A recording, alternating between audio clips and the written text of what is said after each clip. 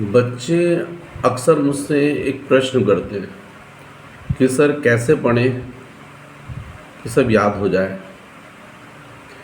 तो बच्चों सिंपल सी बात है। आप लोग ये बोलते हैं कि आपको याद नहीं होता है। मतलब याद नहीं होता मतलब आप ये सोचते हैं कि आपका ब्रेन ख़राब है क्या? दूसरों को याद होता है, आपको याद नहीं होता, ये कैसे हो सकता है?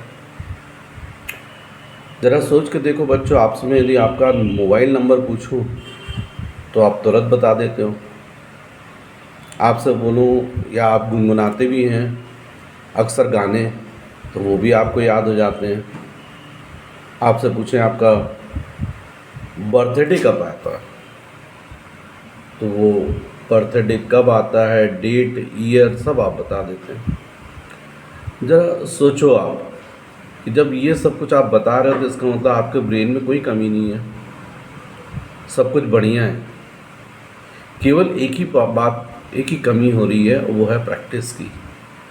मोबाइल नंबर आप इतने बार अपना यूज़ करते हैं, इतने बार लोगों को बताते हैं, इतने बार रिपीट करते हैं कि वो नंबर आपको याद हो जाते हैं। गाने आप इतने बार सुनते हैं, क्योंकि एक बार में तो आपको गाने भी याद नहीं होते हैं। अब कोई गाना यदि याद है, इसका मतलब आपने उसमें इंटरेस्ट भी लिया और बार बार उसको रिपीट किया है, इसलिए तो याद हुआ है। बर्थडे के साथ भी ऐसा ही है। इसका मतलब ये है कि जिन चीज़ों में आप इंटरेस्ट लेते हैं और जिनके ऊपर आप प्रैक्टिस करते हैं, वो सब चीज़ें आपको याद हो जाती है। तो पढ़ाई में भी इंटरेस्ट लीजिए। आप कोई भी चीज़ को जब पढ़ते हैं तो अच्छे से पहले उसको समझिएगा, और समझने के बाद उसको बार बार उसके ऊपर प्रैक्टिस कीजिए, लिख लिख के याद कीजिए। कैसे याद नहीं होता है? तो सिंपल सी चीज़ है, प्रैक्टिस।